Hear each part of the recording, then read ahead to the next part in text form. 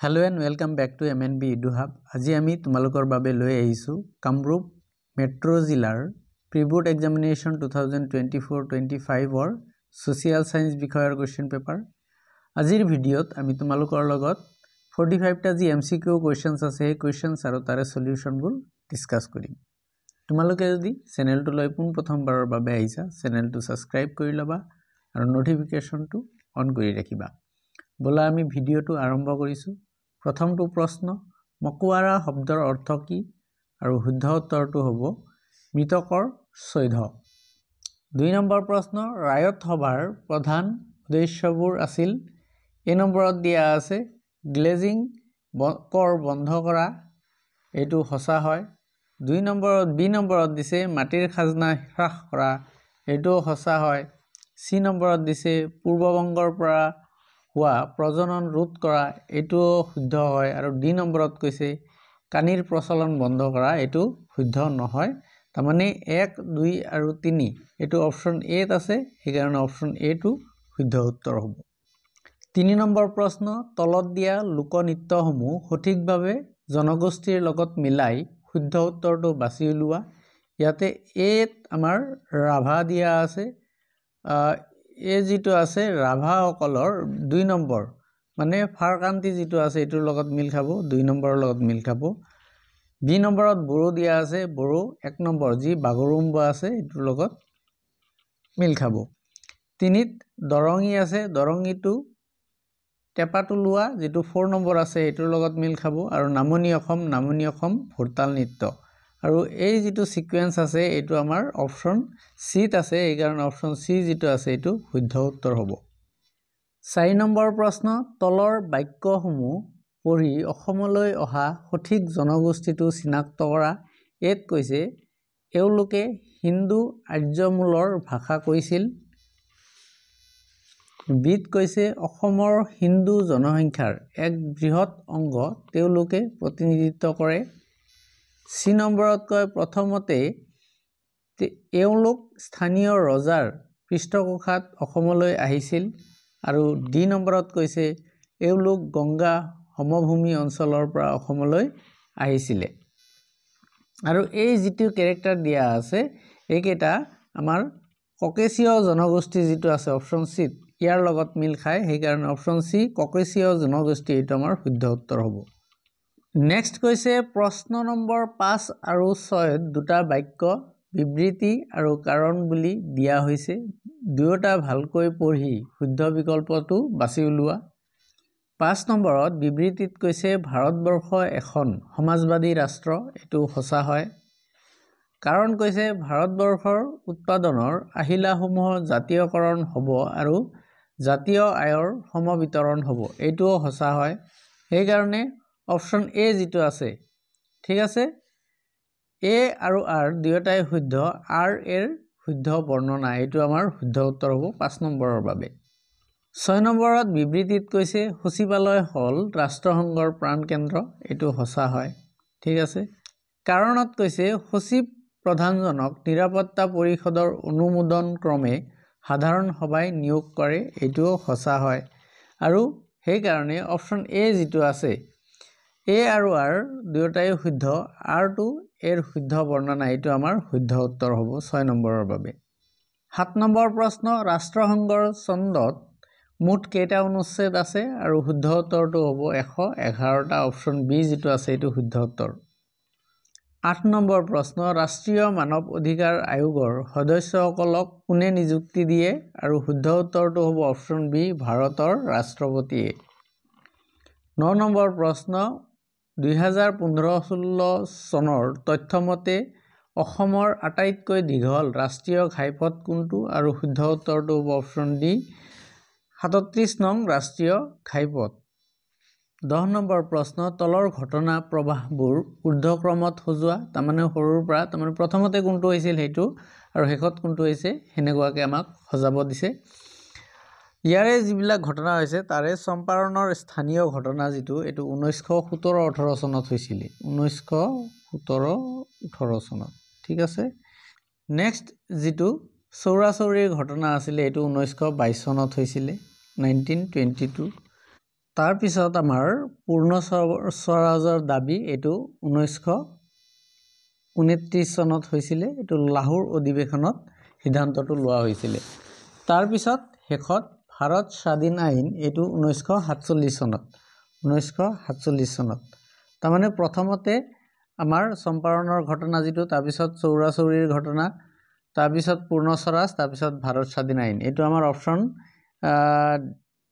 সিত আছে এইকাৰণে অপচন সি যিটো আছে এইটো শুদ্ধ উত্তৰ হ'ব 10 নম্বৰ প্ৰশ্নৰ কাৰণে 11 নম্বৰ প্ৰশ্ন ইণ্ডিয়ান অপিনিয়ন নামৰ বাতৰি কাকতখনৰ মূল উদ্দেশ্য আছিলে আৰু শুদ্ধ উত্তৰটো হ'ব অপচন এ যিটো আছে এইটো ভাৰতীয়সকলক ৰাজনৈতিক আৰু সামাজিকভাৱে শিক্ষিত আৰু সচেতন কৰা 12 নম্বৰ প্ৰশ্ন তলৰ অংগ দুটা মিলাই শুদ্ধ বিকল্পটো বাছি উলিওৱা ইয়াতে IDBI বেংক ভাৰতীয় ঔদ্যোগিক উন্নয়ন বেংকৰ কথা কৈছে প্ৰথমত এইটো হৈছিল 1964 চনত তাৰ পিছত আঞ্চলিক গ্ৰাম্য বেংক এইটো হৈছিল 1975 চনত এইটো 3 লগত লগ হ'ব তাৰ পিছত সি নম্বৰত কৃষি আৰু গ্ৰাম্য উন্নয়নৰ ৰাষ্ট্ৰীয় বেংক এইটো 1982 চনত 2 লগত লগ হ'ব সিডবি ভাৰতীয় ক্ষুদ্ৰ উদ্যোগ উন্নয়ন বেংক এইটো 1990 চনত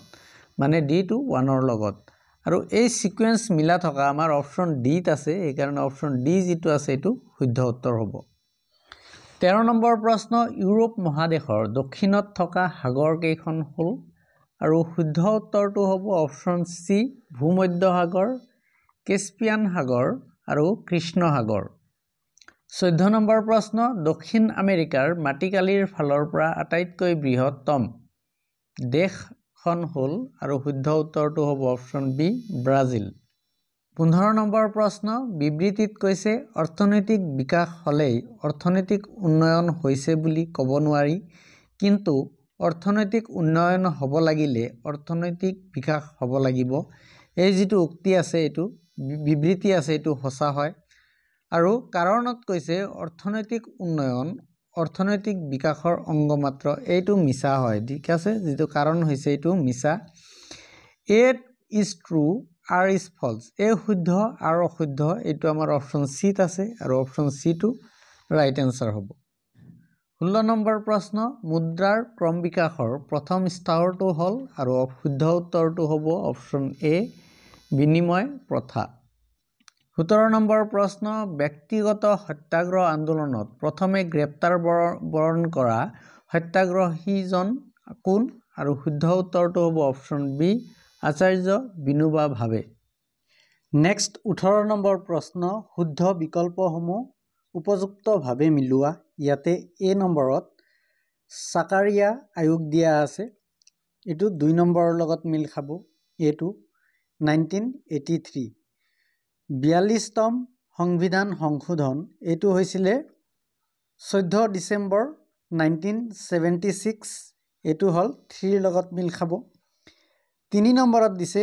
কেবিনেট মিশনৰ আগমন এইটো মাৰ্চ 1946 4 নম্বৰৰ লগত মিল খাব আৰু সংবিধান প্ৰস্তাৱৰ বাবে খচৰা কমিটিৰ গঠন এইটো হ'ব 29 আগষ্ট 1947 এইটো 1 নম্বৰৰ লগত মিল খাব আৰু এই সিকুৱেন্সত আমাৰ যেটো অপচন বি আছে হেতু হ'ব আৰু অপচন বি টো শুদ্ধ উত্তৰ হ'ব 19 নম্বৰ প্ৰশ্ন ভাৰতবৰ্ষৰ মুঠ উৎপাদনৰ কিমান শতাংশ প্ৰাকৃতিক গেছ অসমে উৎপাদন কৰে আৰু সঠিক উত্তৰটো অপচন এ যেটো আছে হেতু হ'ব 25% 20 নম্বৰ প্ৰশ্ন গান্ধী মহাৰাজৰ জয় এই ধ্বনিটো অসমৰ কোনটো আন্দোলনৰ সময়ত দিছিল আৰু যিখিনি অপচন দিয়া আছে তাৰে ভিতৰত শুদ্ধ উত্তৰ অপচন সি অসহযোগ আন্দোলন 21 নম্বৰ প্ৰশ্ন আহোম শাসক ব্যৱস্থাত মঠ মন্দিৰ ঘৰ দুৱাৰ আদিৰ নিৰ্মাণ কাৰ্য চোৱা চিতা কৰিবলৈ দায়িত্ব দিয়া বিষয়াজন হ'ল আৰু শুদ্ধ উত্তৰটো হ'ব অপচন এ যেটো আছে হেতু চাংৰুং ফুকন 22 নম্বৰ প্ৰশ্ন তলৰ কোন কেইটা অৰ্থনৈতিক ভূগোল অধ্যয়নৰ পদ্ধতি হয় ইয়াতে যেটো 1 নম্বৰ আছে আঞ্চলিক পদ্ধতি এটো সঁচা হয় তাৰে পিছত 3 নম্বৰ যেটো আছে তন্ত্ৰ বিশ্লেষণ পদ্ধতি এটো সঁচা হয় তাৰ পিছত 4 নম্বৰ আছে নীতি নিয়ম পদ্ধতি এটো সঁচা হয় তাৰ 2 নম্বৰ যেটো আছে এটো সঁচা নহয় 1, 3 আৰু 4 এইটো আমাৰ অপশ্যন ডিত আছে, এইকাৰণে অপশ্যন ডিটো ৰাইট আনচাৰ হ'ব। 23 নম্বৰ প্ৰশ্ন, ৰাষ্ট্ৰসংঘৰ বৃহত্তম অংগটো হ'ল, আৰু শুদ্ধ উত্তৰটো হ'ব অপশ্যন এ সাধাৰণ সভা। 24 নম্বৰ প্ৰশ্ন, তলৰ কোনজন ব্যক্তিয়ে আহোম সভা প্ৰতিষ্ঠা কৰিছিলে? ইয়াতে যিটো অপশ্যন ডি আছে এইটো শুদ্ধ উত্তৰ হ'ব, আৰু অপশ্যন ডিত থকা মানুহজনৰ ফটো হ'ল পদ্মনাথ গোহাঁই বৰুৱা। 25 নম্বৰ প্ৰশ্ন, এটা বিত্তীয় বৰ্ষত দেশ এখনত উন্নয়ন হোৱা মুঠ সামগ্ৰীৰ মুদ্ৰাগত মূল্যই হৈছে, আৰু অপশ্যনবোৰৰ মাজত শুদ্ধ উত্তৰ অপশ্যন ডি জাতীয় আয়। 26 নম্বৰ প্ৰশ্ন, মহাদেশীয় বিস্থাপন সূত্ৰ সম্পৰ্কে তলৰ তথ্যসমূহ সত্যতা নিৰূপণ কৰা। ইয়াৰে যিটো এ আছে সেইটোত কৈছে আজিৰ পৰা প্ৰায় 300 নিযুত বছৰ পূৰ্বে পৃথিৱীখন স্থলমণ্ডল একত্ৰিত হৈ আছিল, আৰু ইয়াৰ চাৰিওফালে জলমণ্ডলে আগুৰি আছিল। ঠিক আছে, এই যিটো তথ্য আছে এইটো সঁচা হয়। বি নম্বৰত কৈছে স্থলমণ্ডলটো পান্থালাছা আৰু জলমণ্ডলটোক পেঞ্জিয়া বোলা হয়, এইটো মিছা হয়। ঠিক আছে।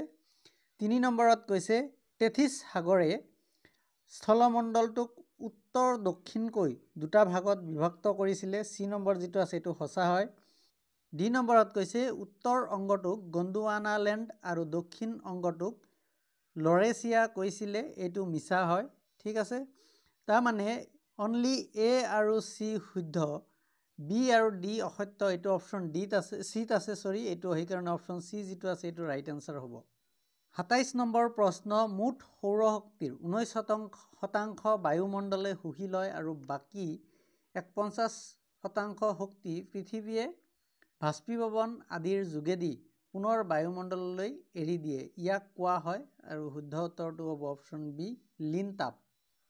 28 নম্বৰ প্ৰশ্ন, তলৰ ছবিখনত দিয়া কাৰকটোৱে 1991 চনত বায়ুত 15 পৰা 20 নিযুত টন কি গেছ নিৰ্গত কৰিছিল? আৰু শুদ্ধ উত্তৰটো হ'ব অপশ্যন বি ছালফাৰ ডাই অক্সাইড। 29 নম্বৰ প্ৰশ্ন, বিবৃতিত কৈছে ব্ৰিটিছ চৰকাৰৰ মুদ্ৰা অৰ্থনীতিয়ে অসমীয়া সৰ্বসাধাৰণ মানুহৰ মনত তীব্ৰ অসন্তুষ্টিৰ সৃষ্টি কৰিছিল।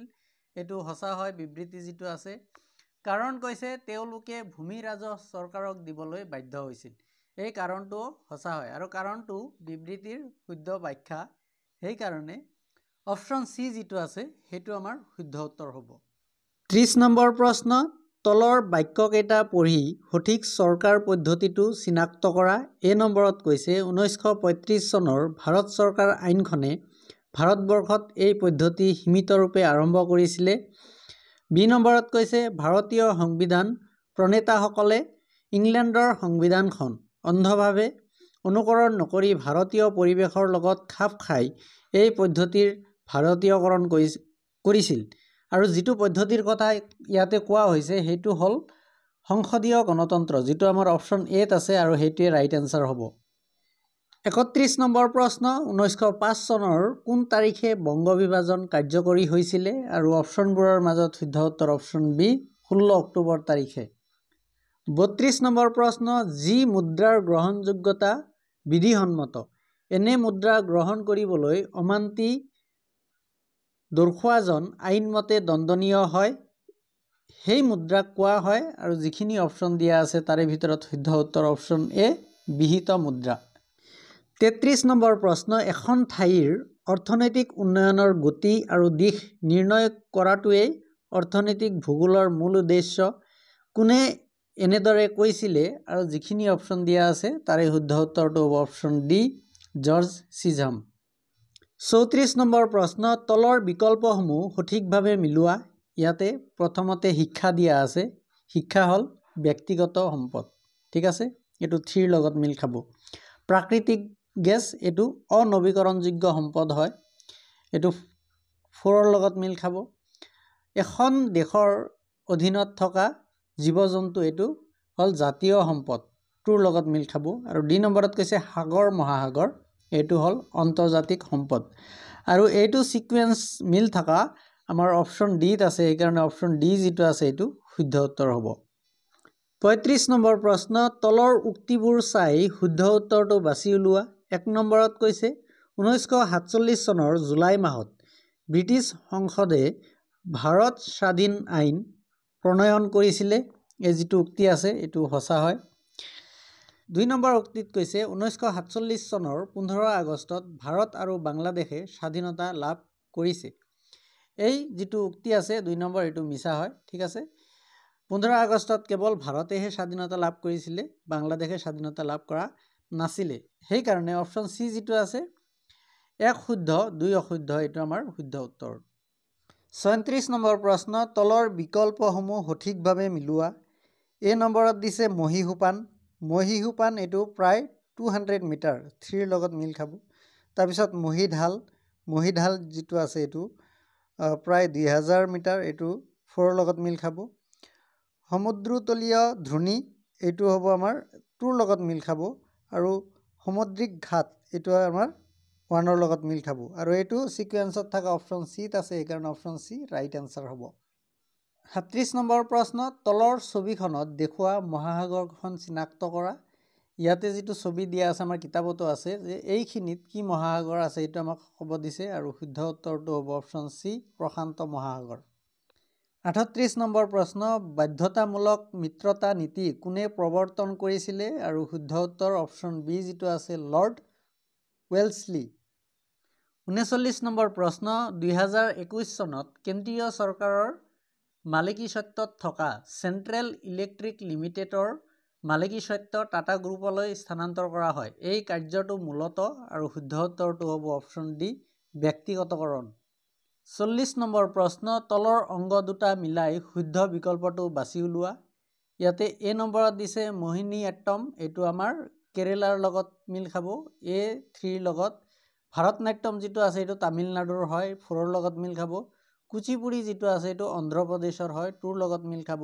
ওড়িশী যিটো আছে এইটো উৰিষ্যাৰ হয়, এৰ লগত মিল খাব, 1ৰ লগত মিল খাব, চৰি।